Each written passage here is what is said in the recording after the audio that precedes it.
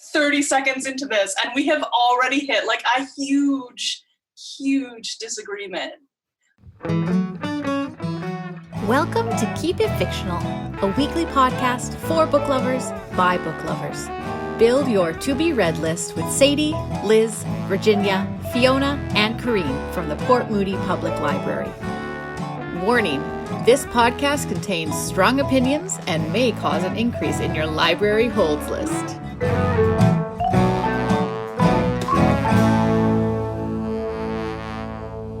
Welcome, listeners, to our very first episode of Keep It Fictional. Thank you so much for tuning in.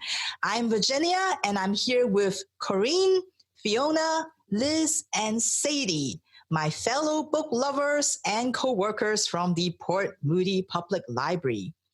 So, Miss Corene, would you mind telling our listeners what this podcast is all about? Sure would, Virginia. Keep It Fictional is a weekly podcast for book lovers by book lovers. So the five of us are voracious readers. We read all the books, but we all read very different books. So you're guaranteed to find something in this podcast that you are going to want to add to your library holds list. As a little warning, you're going to get a lot of very strong opinions, voraciously and angrily said. But we all love each other. We all love books, and we just want to share that love with you. Well, let's do a quick round of introduction to ourselves so that our listeners can find out what kind of readers we are. So each of us is going to talk about the genres or the types of books that we are passionate about. And we're going to use 5 words to describe our ideal book. So Fiona, can you tell our listeners a little bit about yourself? Yes, so I'm a youth services librarian, and I do love YA and kids books, but I also get to read some adult books. And my 5 words are emotional, earnest, #own voice, educational, and quirky.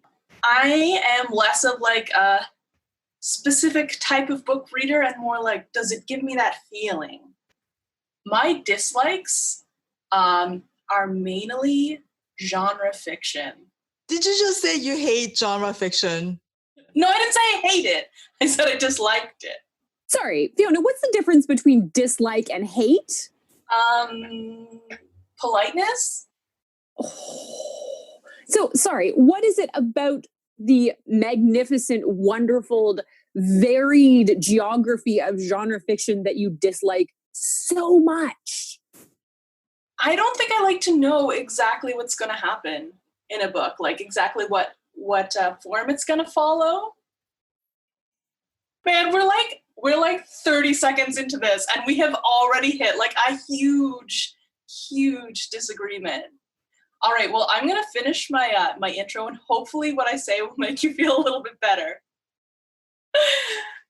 I love elements of like thrillers and romance and mystery, but I find that a lot of those like, you know, like really hard genre fiction is more plot driven. So I like things that intertwine different genres.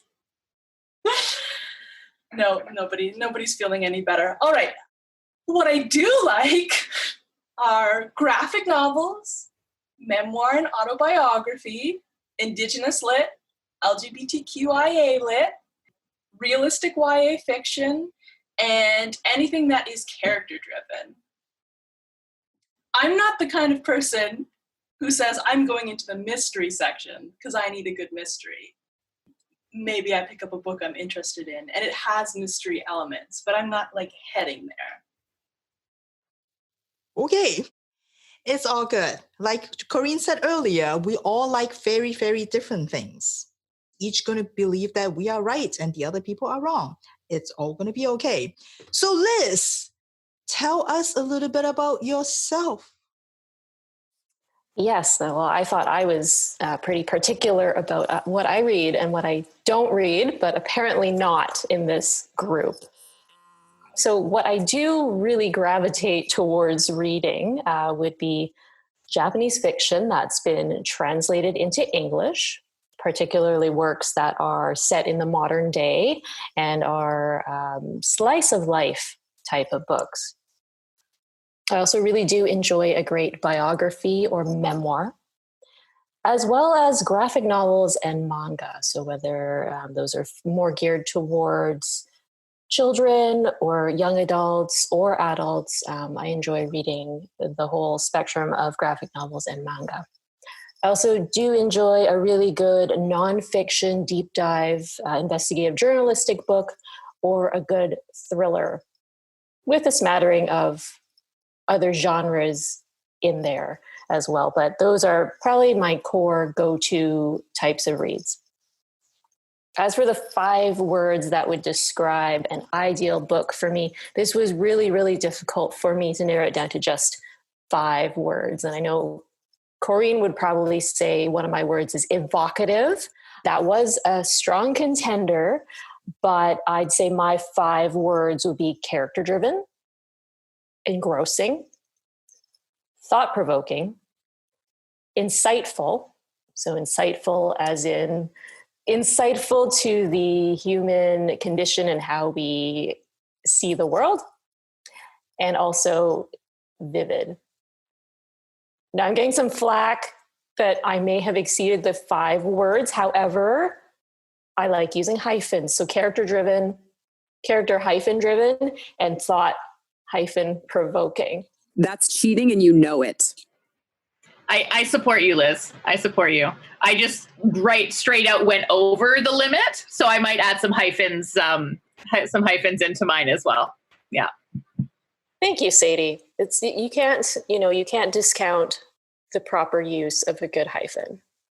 I think we now see who are the rule followers and the rule breakers in this group. It's those genre fiction readers. They like to follow the rules. Well, thank you, Liz, for telling us a little bit about yourself. And just want to point out that even though this podcast is called Keep It Fictional, we will cover nonfiction because Liz is a big nonfiction reader, among others. So don't worry, all kinds of books will be covered on this podcast. So Sadie, what kind of books do you like to read? I do read genre fiction. I definitely do. And I enjoy it.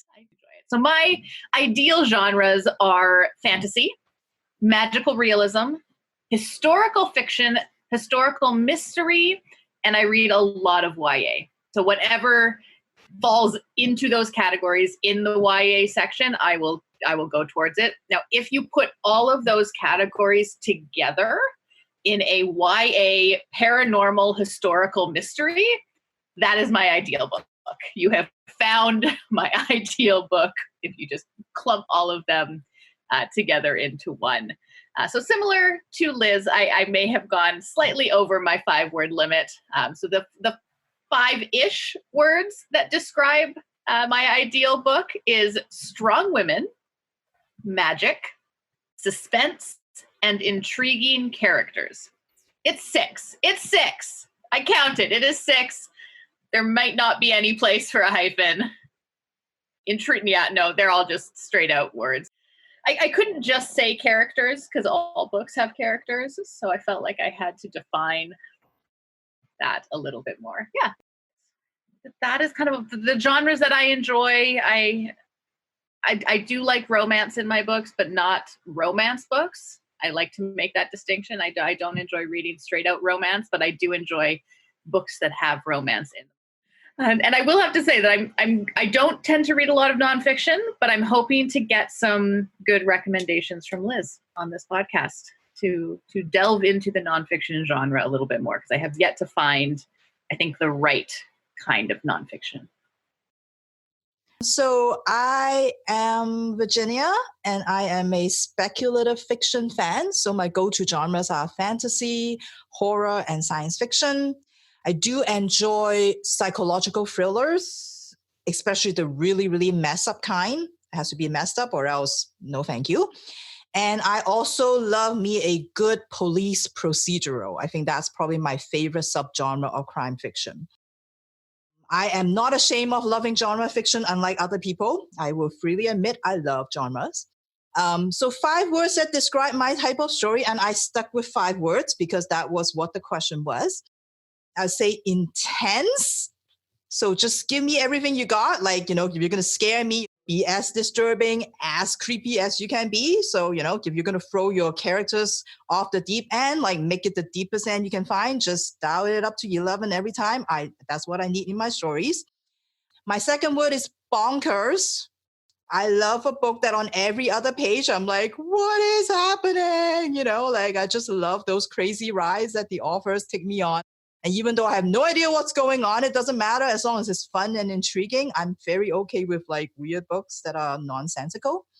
Which brings me to my third word, I would say journey. I enjoy spending time with characters that I care about and being in the story with them.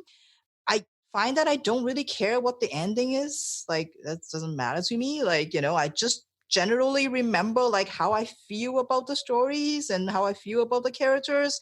So much more than what happened. So don't ask me what happened. Just ask me kind of whether I like it or not. So the journey matters to me, not the destination. That's kind of my type of book. And my fourth word is ambiguous. I like endings that you can interpret in many ways. Just like I said, I don't care about the ending. So I like endings that can be just you can decide what the ending is. I love books that you kind of try to figure out, is this real? Is this not real? I also love morally ambiguous characters, the anti-heroes and all of that. So that's what I like. And the last word to describe my book, it would be sardonic. I like books that have that kind of dark humor in it, self-deprecating characters. I love snarky bantering in my space operas. It's hard to do it well. It could very easily cross the line to become annoying, but when it's done well, it's what I like in my books. So that's the kind of things that I like. I just had, let's say, a follow-up question. So if the author doesn't stick the landing, that doesn't ruin the book for you? It depends. If it is so much fun, and by the end I still don't know what's going on, that's okay. I'm okay with that. What is that book called? Library of Mount Char? No one knows what that book is all about, but everybody enjoy it. And I love it so much, but I have no idea what's going on. So that's fine. See, for me, the ending almost makes or breaks the book for me. If I have not enjoyed a book up until a certain point, but the ending is spot on, then I will look for other books by this author, or if it's part of a series, I will go for the rest of the series. Whereas if the beginning of the book is okay and the ending is just terrible, that makes or breaks it for me. And I will usually not go back to a series or an author if the ending does not kind of really do it for me.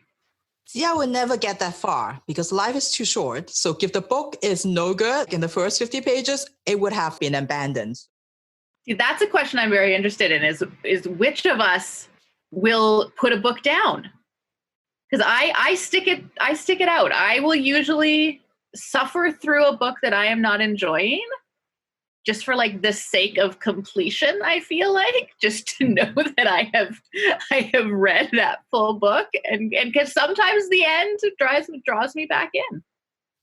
See, I think I used to do that, and then I realized there are way too many good books out there. I would never get a chance to read all of them, so why suffer? That's my take. What do you think, Corene? I think I'm a little bit more with Sadie. Once I've invested past a certain point, I want to give it the full chance. I've already invested. It's like if you're getting into a relationship and you've already kind of invested enough time that you might as well just kind of see whether it works out or not.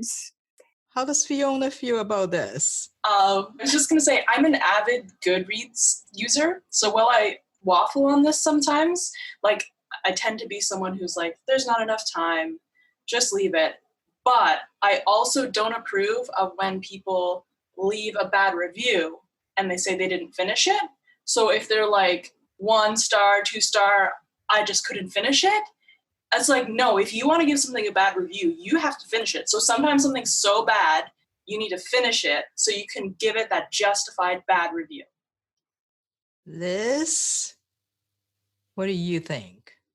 I think there's very few books that I've consciously said, nope, don't like it. I will never like it.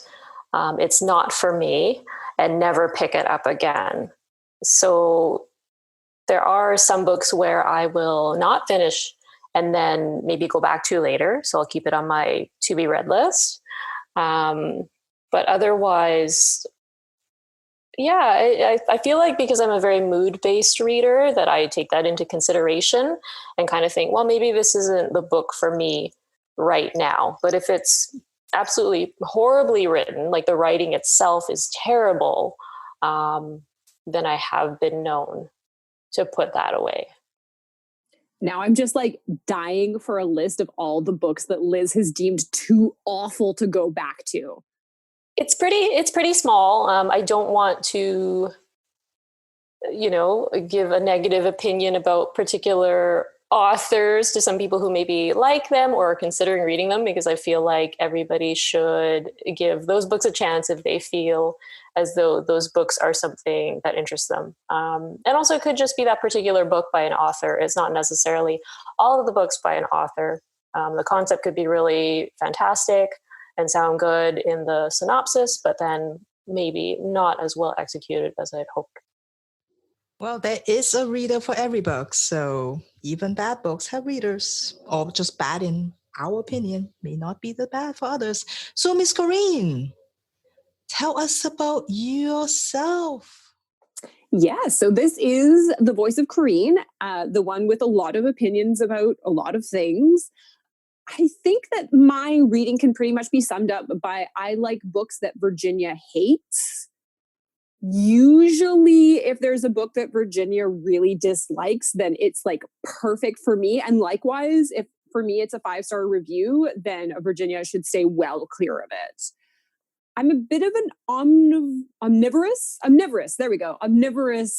reader. I'll read pretty much anything, but there are genres that I enjoy more, and genres, not a bad word, Fiona, not a bad word.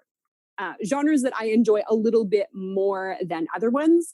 So I read a lot of middle grade fiction, YA, mysteries, historicals, graphic novels, true crime, fantasy, romance, because it's great. I read a lot of nonfiction, memoirs, autobiographies, interested in world lit, books about books. So I read a little bit of everything, kind of like Liz, a bit of a mood reader. So depending on what kind of mood I'm in, but I don't like things that are super pessimistic or really grim, or I don't mind a little bit of gore and violence, but I don't like excessive gore and violence. I'm very disinterested in serial killers. I think they're very boring. And I don't like books that are schlocky on one hand, which are kind of like overly flowery, which I think is what people have this conception of what romance books are like, that they're not serious and they're not deep. So I don't like schlock. And then on the other side of things, I really don't like things that are cynical. So you can be realistic and you can be a little bit pessimistic, but being cynical about things, I find just boring. Cynicism is boring. Thank you, Miss Corene. Well, we're looking forward to sharing more of our strong feelings with you in all our upcoming episodes. So stay tuned. Now, we're not going to do a Keep It Fictional podcast without talking about books. So I love to hear what everyone is reading right now. So let's start with Liz. Well, surprise, surprise, I am reading a book originally written in Japanese that has been translated into English. This one is called The Osawa Murders by Riku Onda. And the premise of the story is that a crime has taken place. 17 people that were at a party at a very prominent family's house are all dead. They had all consumed a beverage at this party and they've been poisoned. And the only survivor from the family itself, the Osawa family, is their blind daughter, Hisako. And so we know the crime. We know what's happened, and now it is many years in the future, and different chapters are being told from different characters' perspectives as to what they recall about the time of the crime and what they may have seen firsthand. So the chapters weave into each other, one narrative goes into the next, and through it, we are trying to figure out what actually happened in the house that day. Is that based on the true crime of Masumi Hayashi? So that was a real case in 1998 where there was a summer festival and a woman decided to poison a communal pot of curry. Ooh, interesting. I'll have to look that true crime up. There's no reference to this being based off of a true crime. However, the blurb on the back of this book does say part Kurosawa's Rashomon and part Capote's In Cold Blood. So not necessarily a telling of a true crime story, but perhaps taking inspiration from previous works of fiction. Well, I know how we can solve this problem. Let's just call the library and get some reference librarians working here, and then we'll find out what's going on. Well, thank you, Liz. A nice murder mystery for a nice summer hot day. So, Sadie, what are you reading? So I am actually going to stick on the same genre, and I am reading Truly Devious by Maureen Johnson. I'm about halfway through. It is a YA mystery novel, and part of it takes place in 1936 and revolves around Albert Ellingham and his family. And Albert built a school in the 30s for free education for very gifted and special children. And at one point in 1936, Albert's wife and daughter are both kidnapped. The only clue that is left behind was a letter that was sent to Albert a week before in code and in riddle, signed from Truly Devious, with different ways to kill someone, basically. It's a riddle about all of the different ways that someone could be killed. Now, 80 years later, Stevie has joined this school based on the fact that she knows absolutely everything about the Ellingham case. She is an expert in it. She has studied it. And as her school project, she is convinced that she is going to solve this cold case. Yet now, Truly Devious has made an appearance again. And that is where I am at. That is what has just happened in the book. Truly Devious has returned with a message projected onto Stevie's wall. And so we don't know what's happening. We don't know who it is. We don't know if it's the same person, if it's all connected, or if it's just a big joke. But it's lots of mystery, lots of suspense in this one. It does have that historical part of it, which I really like. I have always enjoyed books that have a part of it that takes place in the past and a part of it that takes place in the present, and you're kind of seeing that mirrored story happening on two different time periods. So I'm really enjoying that. I have recently gotten into the mystery genre and have been doing pretty good with not freaking myself out. This one I had to put down. This one, I was reading it at night in bed. It was dark, and I just read the part where a message from this truly devious person appeared, and I had to put it down and not read it again that night. So I will be going back to it. I might go back to it in the daylight. Thank you, Sadie. So, Fiona, what are you reading? I am currently reading Leah on the Offbeat by Becky Albertalli. And it is my first book by her, which might surprise you because it's the second in the series. So this is my audiobook, and it is narrated by Shannon Purser from Stranger Things, Justice for Barb. So she has a super snarky voice, and I thought I was going to find it like horrible, but it actually works really well for Leah, who is like very cynical and kind of like gatekeepy, and those are her like sort of big issues as a teenager. So this is actually the book that comes after Simon versus the Homo sapiens agenda.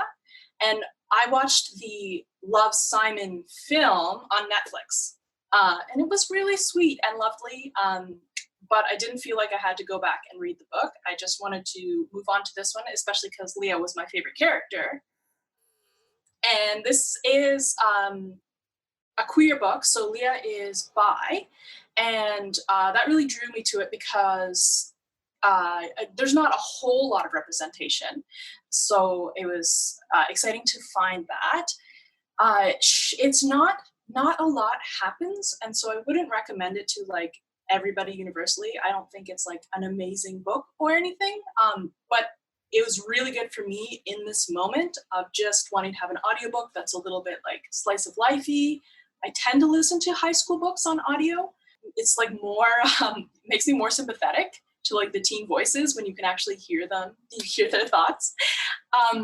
So basically they're in grade 12 and Leah is just sort of dealing with the fact that she has to move on from high school, and she feels like an outsider even among her friends who are all really focused on romance, and she has this crush that she can't tell anybody about. It just has a really strong character voice, and yeah, a character that you don't usually see highlighted. So I'm really, really enjoying it right now, and I can't wait to read more of her books. So Fiona, you said that you declined to read the predecessor book. So if you hadn't watched the film adaptation for that book, would you have jumped straight into the second book of a series? No, definitely not. One thing, this is the companion book, like where it happens with the same group of friends, but from a different perspective. So I may do that, but it's more like I know what's going on, who the characters are. I did the same thing with Julie Murphy when Dumpling came out as a movie. And I love the film so much, but I didn't feel like I needed to like retread that.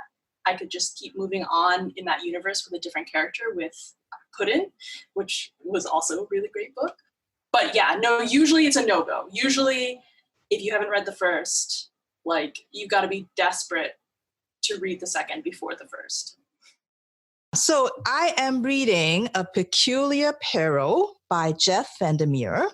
If you know Jeff Vandermeer, you probably heard of him from the Southern Reach trilogy that starts with Annihilation that has been made into a movie. He is sort of like the master of weird fiction. And this one is also super weird, except more like absurd weird, which I like better than his other just plain weird fiction. It's almost like a fun, so far at least, a fun British comedy, like it's just absurd humor. We have Jonathan here who is a teenager and he was just told he has inherited his grandfather's mansion. But before he could take ownership, there's one catch that he has to catalog all the things in the mansion. So he brought his two friends with him and he opened the house and it's like a hoarder's paradise. There's like stuff everywhere. And so he has to figure out how to catalog it all before he can actually get the house. But of course, the house is much more than it seems. It is actually three mysterious doors that he discovered. And it led to an alternate universe, an alternate Europe, basically, and where there is a out-of-control, crazy magician who is trying to take over the world and is waging war against everybody else with these, like he would reanimate like landmarks. So there's like a walking Eiffel Tower that is like, treading on everybody. They are like these weird monster, animal, abomination things. That's what Jonathan is going to walk right into, into this crazy world. That's where I am right now. And it also has some talking carrots and talking potatoes in it. So yes, super Vandermeer and definitely just for Virginia and not for Corene. I was going to say that actually sounds really, really, really great. Until you got to the part about the reanimated Eiffel Tower, that might be a little odd for me. But the beginning sounded really cool, so I might give that one a try, Virginia. Miss Corene, what are you reading? So here is where I start to cheat, because I don't usually read one book at a time. I find like during the week, I read a number of books at the same time. And then usually during the weekend, I'll sit down and read a couple of books from like cover to cover. That's just kind of how my reading process. So because we're recording this on a Tuesday, I'm actually reading 4 books at the same time. One of these is for our Spaceopoly, and it's The Haunting of Tramcar 015 by P. Djele Clark, and it's kind of set in a alternate history of Cairo. It's 1912, and a tram car, the system that is kind of magically done by genies. One of the tram cars is haunted by a ghost, and 2 officials from the Ministry of Alchemy, Enchantments, and Supernatural Entities have to figure out how to depossess it. The other book that I'm reading is The Glass Magician by Caroline Stevermeyer, and it is about kind of like another historical fantasy. Actually, this feels very much like a Sadie book more than it is a Corene book. Even just the name of it feels like a Sadie book. Like I wrote down the name and before you said anything about what it's about, I'm like, yeah, this is for me. Yeah, as I'm flipping through the pages, I'm like, yeah, this is for Sadie. It is set in Golden Age New York, and it is about a vaudeville stage magician who finds out that she might possess more powers than she thinks. Yeah, I can see Sadie's already doing like a fist pump. This book is for her. The other one that I'm reading is The Third Rainbow Girl, The Long Life of a Double Murder in Appalachia. And so this is a true crime story and kind of like a psychological insight into a community that is grappling with a murder of 2 young outsiders and how that affected them going forward in their history. So the other book that I'm really interested in is Your House Will Pay by Steph Cha. It was on the Literary Disco podcast, highly recommended, very timely book, and it examines what happens of the wake of a police shooting of a young Black man in Los Angeles in the 1990s from the point of view of a Black family and also of a Korean American family, and how these 2 stories, these 2 families connect and collide. So those are the books that I am reading right now. So just to be fair, so it's okay to talk about 4 books when we ask for 1 book, but it's not okay to talk about 6 words when we ask for 5. Just saying. The question was, what are you reading now? And I answered the question, what am I reading now? Because I'm reading 4 books right now. And pretty sure all of us have to make a hard choice on what book we're going to talk about. Did you? Yes. Did you? Or are you like monogamous readers? No. Well, that's a good question. What kind of readers are we? Do we just 1 book at a time, or do we read a bunch at the same time? We know Corene obviously read a bunch at the same time. I used to be very 1 book at a time. The most I would do is have an ebook and a physical book on the go, because I read when I am running on the treadmill, and that is much easier to do in ebook format when you can make the text really, really big. But then I would find that I would get into the book I was reading on my Kobo and just finish it before I went back to my paper book. So I tend to stick to 1 book at a time. The one thing that I will agree with what Fiona said earlier is that I have started listening to audiobooks when I drive. So I will now have an audiobook when I drive, and then a physical or ebook on the go at the same time. Yeah, I'm with Sadie in that I used to read just 1 book at a time, but I found for me it's a lot more efficient if I read multiple books at the same time. So I'll try and mix things up. So right now I'm reading a mystery.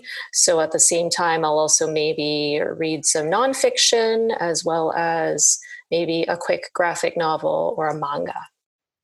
I too like to read multiple books at once. You have your audiobook, you have your graphic novel, you have your nonfiction and your fiction, all going at once. And then I usually have a middle grade too. I like to have things in different format. And like Liz, I'm definitely a mood reader. So it's nice to think like, I don't want anything depressing right now. I'm going to go to my middle grade or my light graphic novel. But I know a book is really, really good when I'm ignoring all my other formats and all my other books because I just want to read that one. Yeah, definitely multiple books for me also. But I tend to pick different kinds of stories rather than going by format to read at the same time. So I'll have a science fiction going, a fantasy going, and then maybe a couple other books that are different so I can pick up whatever I feel like reading at the time.